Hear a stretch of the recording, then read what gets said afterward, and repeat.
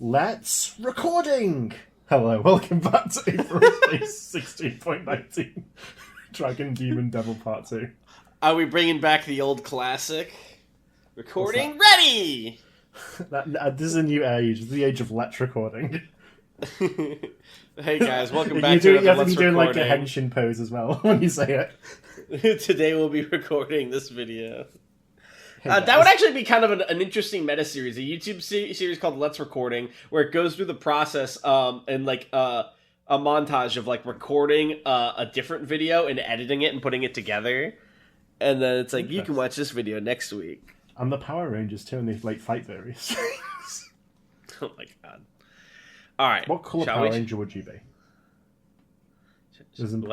What colour Power Ranger would you be? Me? Yeah, you. I don't know enough about Power Rangers to know what the colors represent. I would want like a I'd be the blue non-standard colour one. because I'm a special snowflake. Teal! Ultraviolet Aquamarine! Ranger. That's not a color. Yeah, I know, it shifts between all the colours to show that I have all the powers. Rainbow Ranger! Okay, well now you're just greedy. You can't have them all. Vanta Black Ranger. I have the utmost darkness. I love the idea of Black Ranger just getting mocked by Vanta Black Ranger. He's like, don't worry, I have the same power, and then I'm behind with my arms crossed. Is like, so slow. Next to me, you might as well be the Grey Ranger. It's like, when did he get over here? I simply walked over. Didn't you notice? Perhaps I'm a little darker than you. And then he like falls apart into pieces. I love Vanta Black Ranger. That's my OC. Anyway, we're here to read Aetheral Space 16.19. Dragon, Demon, Devil. You misspelled Dragon's name again, idiot. Maybe you should I fix gotta that. hold back the Hulk, and if I didn't... this world if you with didn't... no pain. Every day. I would get so mad that I would turn into Hulk, and then the Hulk would turn into his Hulk. It's like the image of Goku chained up in the hyperbolic time chamber. What if Hulk was... That's pretty much the World War Hulk arc, I think, is what if Hulk was betrayed and put into the hyperbolic time chamber. Hulk working out is a really funny image to me. He's like already done, right? He's built. What happened? They like launch him into space because he's like too much of a fucking nuisance, and he comes back a year later with like an army. It is very funny how like anime and specifically DBZ coded that is. Like, could you imagine like a Marvel show having like a fucking training arc? Never. They're like doing their workouts and their new techniques. Captain America. It's like, I need to bench press in 10 times gravity. Anyway. Tap, tap, tap. The Supreme was the picture of serenity as he strolled down the ruined hallway. His eyes were nearly closed. A faint smile was on his lips, and not a single scratch marred his skin. Even the UAP flag he had draped over his body seemed to have avoided the dust drifting through the air. Albert Reyes, walking just a short bit behind him, wasn't nearly so composed. His suit was disheveled, his eyes bloodshot, his gait unsteady. His cane had been destroyed in the chaos back there, and it was all he could do to keep up with the Supreme's relaxed stride. That relaxation was perhaps the most unnerving thing about the young man, Albert realized. Outside the window, destruction was unfolding and unfolding, battle and death and ruin all making themselves known. And yet, it was as if that all existed in an entirely different world than Dragon Hadrian now. In some esoteric faiths, there were myths of things called void angels, beautiful beings that drifted through the dark, spreading death wherever they went. Looking at the Radiant Supreme, Albert could now imagine what they might have looked like. The Supreme stopped as they entered a large atrium, the entrance to one of the building's primary data processing centers. This place had been evacuated too, but it still hadn't escaped the destruction. Half the ceiling had just about caved in, prevented from collapsing entirely only by a few strings of metal and a miracle keeping them in place. "You seem nervous, Albert," the Supreme said calmly. "Are you nervous?" Albert nearly jumped out of his skin. To be addressed by this young man was an unpleasant reminder. He was not beneath notice here. He would find no safety in mediocrity. "Of course I'm nervous," Albert muttered, gaze flicking to the window again and again. "The events of the day, what's happened here?" The Supreme looked over his shoulder at Albert, still smiling faintly. It didn't reach his eyes. "What we've done, you mean?" he said. "There was no choice," Albert said quickly. "No choice at all. This isn't... I didn't make my decision on a whim. Don't make that mistake. Jamie was out of control, making horrendous decisions, ruining that which he'd worked so many decades for. He was a dear friend, but the choice had to be made. I took no pleasure in it. I take no pleasure in this." "You don't have to convince me," the Supreme chuckled. "Relax. Just relax, okay? After all, we're accomplices in all this." He reached out and put a cold hand on Albert's shoulder. "Just like you and Pierrot were, right?" Needless to say, Albert Reyes would not live to see tomorrow. Dragon had contemplated following through on his end of the deal with him, allying the supremacy with the newly independent Lesser Chain, but the benefit just wasn't there. The confusion it would create simply wasn't worth the trouble maneuvering the whole thing would create. Would create twice? It should just be maneuvering the whole thing. Would involve. The additional information he'd gotten on Albert's character since obtaining the prince only made him more sure of that. A useful coward, one almost fully used up. Once Dragon extracted the last of the man's value, it didn't make any sense to keep him alive. Reyes would talk easily if he was captured, without a doubt. "Now," said Dragon, releasing Albert and gesturing towards the door to the data center with his hand. "If you would, Prime Minister." Albert hesitated, but that was the story of his life when you got down to it. I could just blow the doors off," Dragon offered. "But I could damage what we're here for. It's easier for you to just open it, yeah?" Reyes nodded fast, like a horse or like a man desperately trying to convince himself he could still make decisions. He stepped past Dragon towards the doors, bang! And crumpled to the floor like a stringless puppet. With that single sound, with that single shot, the Prime Minister's brains had been painted across the wall. May Miracle blew the smoke from the barrel of her revolver. She was standing right across the room, in clear sight of the Supreme, but outside of where Reyes' line of sight had been. It wasn't that she'd snuck past the Supreme or anything impressive like that. She just casually walked up, and he hadn't noticed her at all. That was how miracles worked. "Oh," the Supreme frowned, looking down at Reyes' body, tapping it with a foot. "Oh, you killed him. That's a pain. Why'd you do that?" Oh, that's "You gore. need it." That's Gore, my comfort character. "You needed him," May said, training her gun on the Supreme's head. "That's reason enough for me, sugar." "He's a head of state, though," the Supreme cocked his head. "Isn't that a problem?" "Yeah, it's a problematic sort of day." "You think so?" The Supreme put a hand on his hip, strolling to the side casually, even as the revolver followed him. "Personally, my day is going really well. Without a hitch, you could say." May nodded to the corpse on the floor. "That ain't a hitch." He dragged one of the most troublesome Nebula out of hiding, brought her before me alone, the Supreme replied, smirking. "I'd say I got some pretty good utility out of the old man, all things considered." May mirrored a smirk. "Alone?" she said. The Supreme stopped smiling. There was no way he could have seen or heard or felt which direction the attack was coming from, but the Supreme's instincts served him well. He vanished in a shower of blue sparks, and a second later, the ground where he'd been standing exploded into a crater of bloody concrete. It was no longer just May and the Supreme in this room. Forgiveness Irons, the human garbage called Nebula 10, let out a rattling breath as he pulled his massive scissors out of the ground. It had felt disgusting for May to use her ability on a massive murderer like him, but she'd supposed she'd gotten some utility out of it too. This Supreme was a cautious fella. He wouldn't have let multiple opponents get this close to him at once if he'd been aware of it. That's right. Not 2 opponents. Multiple. As the Supreme reappeared near the ceiling, legs still fizzled away into blue aether to grant him flight, he found himself greeted by the barrels of half a dozen rifle staffs. Down below, with May's miracle lifted, the ranks of the Mirage Secret Service pointed their weapons up at their enemy. Forgiveness Irons stood at the front, already preparing to leap up and resume his brutal attack. May whipped her other revolver out of its holster and pointed it at the Supreme, too. There was a series of clicks, and the rifles pointing at the Supreme let out the familiar buzz of Neverwire. The Cogitant blinked. "Oh," he said. "Oh, this is..." Bang! Bang! Bang! Bang! Bang! Bang! Bang! Bang! Bang! Bang! Pan watched the new arrival carefully. It stood in the center of the dead boy's archive, staring straight forward, its gaze steady and empty. Like the archivist, it had taken the form of there you go. Dragon's... Dron's younger self. Another variant. New entry. But unlike its predecessor, it offered neither smug mockery nor haughty analysis. It just stood there and stared.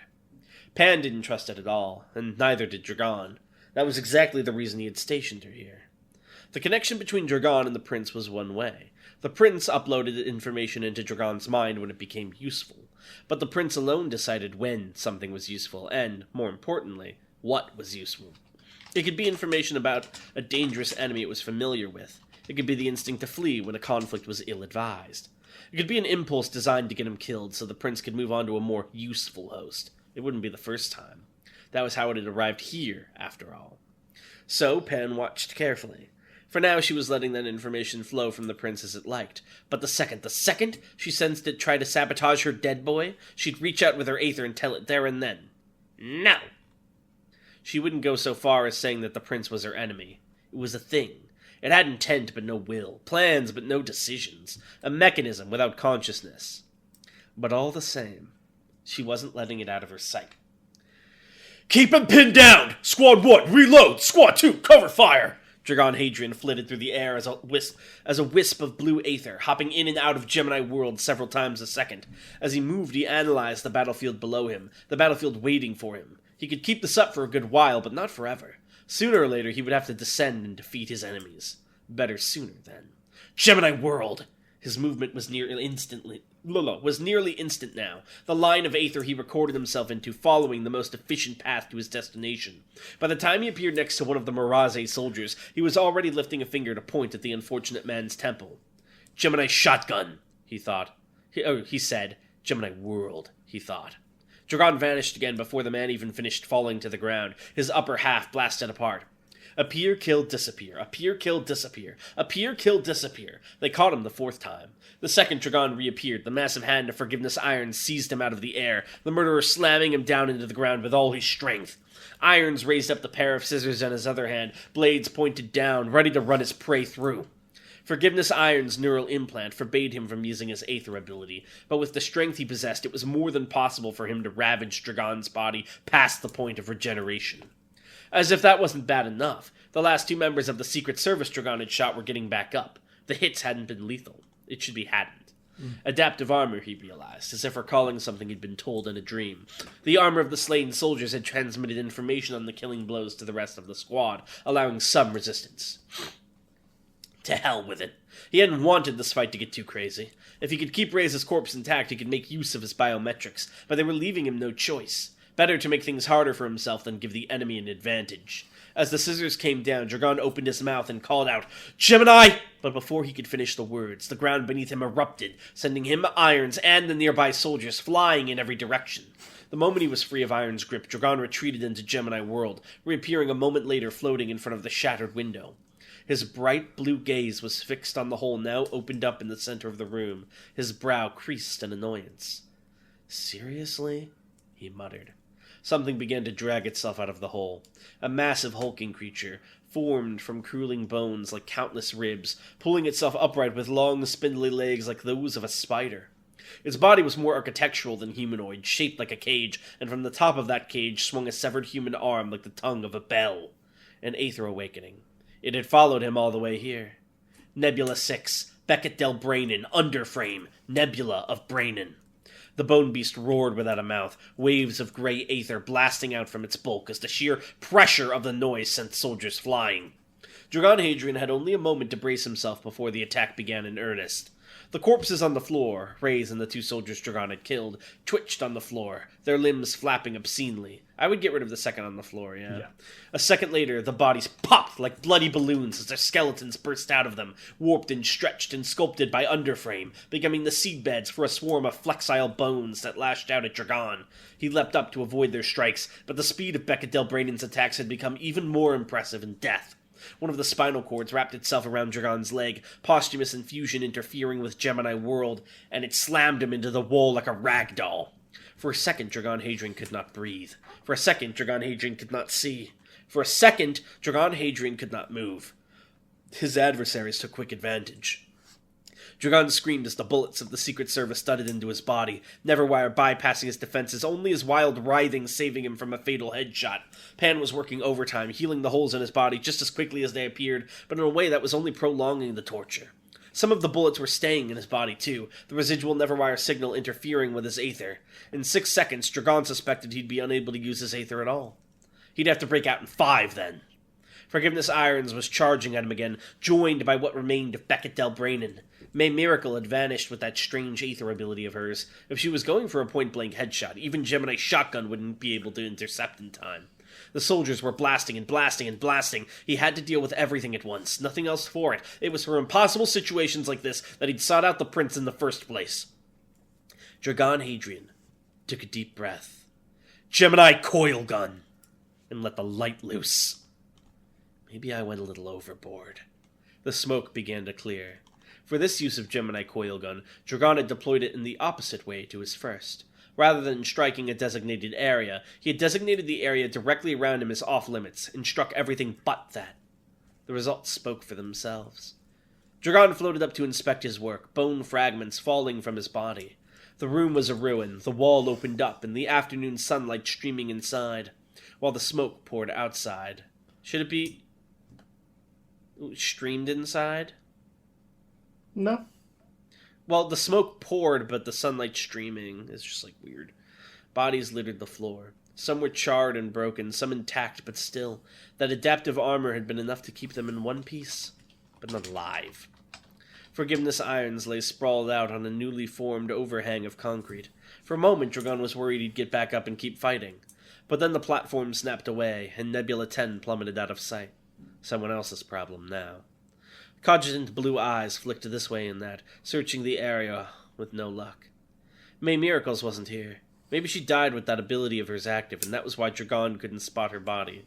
Or maybe she'd survived and was waiting for a fatal opening.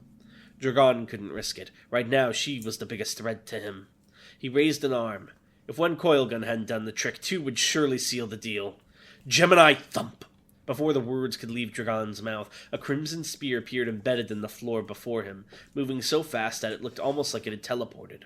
Dragon Hadrian turned his head to the left, and the fist of hell forced it back to the right. Oh? The fist of hell? You got punched in the face. That's so mean. Why would they do that? Consider his actions. Not very nice at all. Is Gemini Dominion not active? He didn't use it. He didn't get a chance. This fucking idiot. Alright. Well, what questions do we have today? Let's have a look.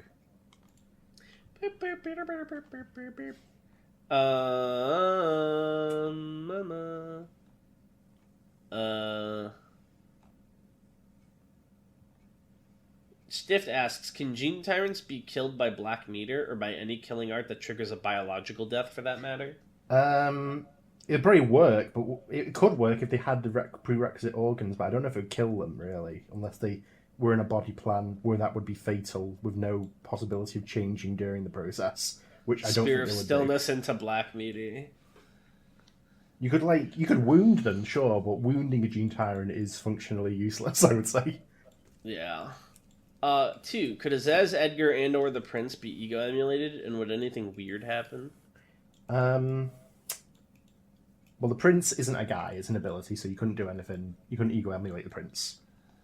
What about Edgar? Or Azaz? Edgar is a bit... So Edgar, you could get, Azaz you could get, but Antris wouldn't be able to do much of anything with them for any period of time because of the strength differential. And Edgar would not have the Prince, I would say.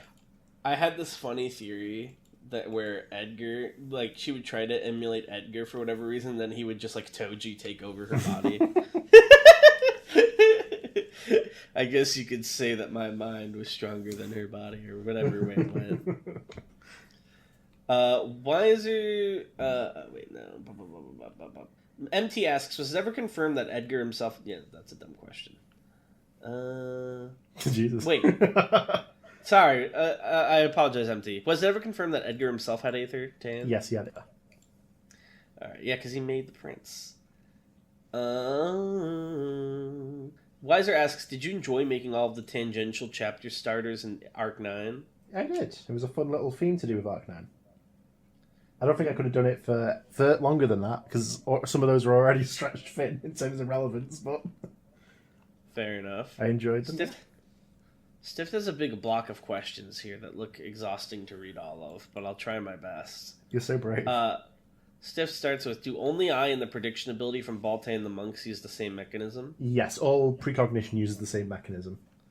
Alright, activates chain effect. If so, is there a way to automate this without actually experiencing it? Could this be a legitimate drawback, as in simulate this many attempts without me knowing what happens during them, just tell me the outcome of the final one, or would that be an advantage?